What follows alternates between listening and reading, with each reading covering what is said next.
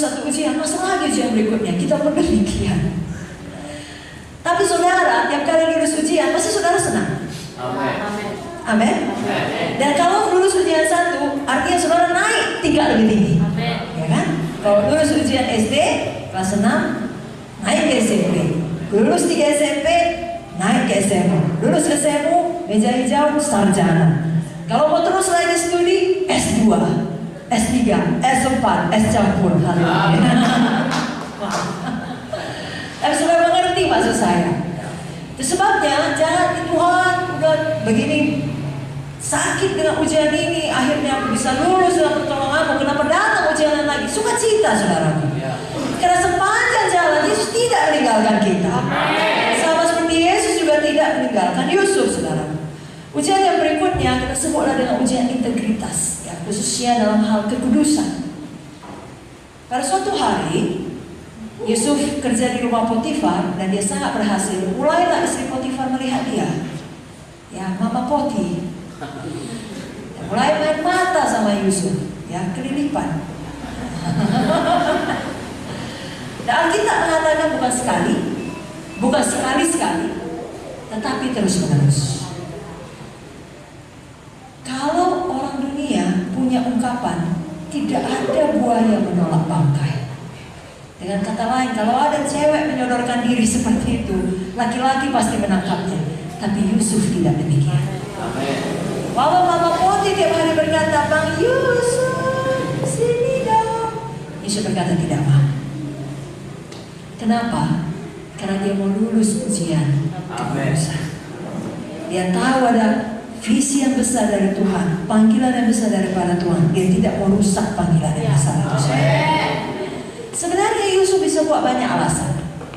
Apa saja dia bisa bilang? Dia bisa bilang, oh, saya sekarang bukan lagi hidup di tanah atau di antara bangsa Ibrani, bangsa Israel. Saya sekarang hidup di tengah bangsa Mesir. Dan bagi orang Mesir yang begini-begini mah biasa. Bisa. Atau Yusuf bilang, saya terpaksa Tuhan, saya kan muda, dia nyonya saya, apa katanya saya ikut. Atau Yusuf bilang, sekali ini saja Tuhan, tak akan datang kesempatan lain seperti ini. Tapi Yusuf tidak mengatakan itu. Ya, justru berkata, bagaimana mungkin aku berdosa terhadap Tuhan. Saudaraku, dalam kehidupan kita sehari-hari, integritas kita akan diuji. Anak-anak muda yang masih sekolah, apakah mencontek saat ujian? Yang kerja, apakah korupsi uang, korupsi waktu? Atau bahkan dalam kehidupan yang rutinitas, apakah kita berbohong demi supaya dilihat orang baik, demi tidak ketahuan kesalahan kita? Atau di dalam kamar-kamar pribadi, apakah kita membuka pornografi? Pada waktu internet kita hidup, karena sekarang dengan satu gadget saja kita bisa pakai itu semua hal yang baik, tapi di sisi lain kita juga bisa pakai itu semua hal yang jahat. Biar kita menjawab seperti Yusuf menjawab. Walau kita sendirian di kamar yang sepi, tidak ada orang lain di situ, kita bisa buat dosa apa kita mau, tapi kita tahu mata Tuhan ada di segala tempat, mengawasi yang baik dan mengawasi yang jahat. Dan lebih daripada itu, hati kita takut akan Tuhan. Bukan ketakutan gemetar kalau aku buat Tuhan akan memancung aku mati, bukan.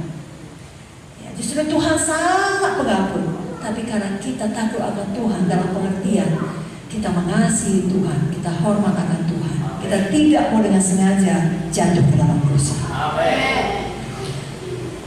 Betul, kita masih hidup di dunia dan kita masih bisa jatuh dalam dosa. Tapi ada perbedaan jatuh ke dalam dosa dengan hidup dalam dosa. Kalau pemulung, saudaraku, dengan sangat hormat pada mereka, tidak ada sedikit pun maksud untuk menjelekkan mereka. Mungkin karena nasibnya kurang baik, ada banyak anak-anak gelandangan. Dia hidup di tengah kubangan sampah. Dari situlah dia mencari nafkah. Dia kais-kais sampah, dia korek mana yang bisa dijual kembali. Jadi kotoran sampah itu, bau sampah itu bagi dia tidak mengganggu lagi. Sudah mengerti? Karena memang itulah hidupnya, dari situ nafkahnya. Tapi kalau saudara, mungkin dalam perjalanan kemari sudah berpakaian cantik-cantik, ya, cuma karena melewati jalan gelap, saudara nggak nampak, jatuh ke dalam kubangan sampah, Ke dalam lumpur atau ke dalam got, apa namanya di sini kalau mau? Ya got juga ya. Kan bau ya. Gak ada saudara yang menikmatinya, apalagi kalau saudara jatuh kena air sampah yang bau sampai ke dengkul saudara. Saudara kan cari kamar mandi, saudara bersihkan. Tidak bangga saudara menyembah Tuhan dengan got saudara tadi. Begitu kalau kita sudah benci dosa. Kita jatuh, tapi kita mau segera keluar. Kita mau segera bertobat. Kita tidak menikmati. Oh sedikit lagi lah pornografinya. Oh satu episode lagi lah kemarahannya, dendamnya, mengamuknya, membencinya dan lain sebagainya. Tidak. Sudah bertobat. Jadi Roh Kudus menyadarkan saudara sudah bertobat. Haleluya. Dan khusus bagi anak-anak muda, mari teladani Yusuf. Jangan rusak masa depan dengan kenajisan. Amsal 6 ayat 32-33 jelas berkata, siapa melakukan zina tidak berakal budi, orang yang berbuat demikian merusak diri, siksa dan cemooh diperolehnya, malunya tidak terhapuskan. Jangan inginkan sesuatu yang belum saatnya, saudaraku. Jangan rusak urutan Tuhan. Kalau saudara paksakan menerima berkat, ya saudara anggap berkat, tapi tidak dengan cara Tuhan, dengan urutan Tuhan, hanya membawa kesedihan bagi saudara. Katakanlah saudara mau kaya, tapi saudara melakukan dengan cara korupsi, kelak akan membawa kesedihan. Dosa itu akan mengejar. Kelak akan ketahuan dan dihukum. Walau pada awalnya langsung dapat uang banyak, kan begitu. Tapi karena salah urutannya, hanya membawa kepedihan. Demikian kalau seorang anak gadis, biasanya kalau dia melahirkan anak pertama, apalagi dia sedang mengandung, ya memasuki bulan-bulan tua, semua satu keluarga senang. Orang tuanya senang, mertuanya senang, pasangannya senang, semua serasa ikut hamil. Ya, maksudnya ikut menyediakan baju bayi, ya, kamar bayi, ya begitu, sepatu bayi, semua imut-imut dibeli semuanya. Apalagi kalau sudah tahu itu laki-laki atau perempuan, ya dicari tahu lah. Kalau dia perempuan semua warna pink, pita-pita. Kalau laki-laki mungkin warna biru dan lain sebagainya, mobil-mobilan. Lalu ketika anak itu lahir, semua bahagia. Tapi ada juga kisah di mana seorang perempuan hamil anak pertama, tidak ada yang bahagia. Ada yang marah, ada yang kesal, ada yang sedih. Baik orang tuanya, baik dia sendiri, baik mertuanya, baik pasangannya. Kenapa? Karena dia hamil sebelum menikah. Salah urutannya. Kalau benar urutannya, semua bahagia. Amin. Kalau salah urutannya, tidak ada yang bahagia. Bukan Tuhan tidak bisa mengampuni, Tuhan mengampuni, Tuhan memulihkan, tapi tetap ada konsekuensi dari dosa. Katakanlah dalam contoh kisah tadi, anak perempuan tersebut hamil di luar nikah. Apakah Tuhan mengampuni dia? Ya.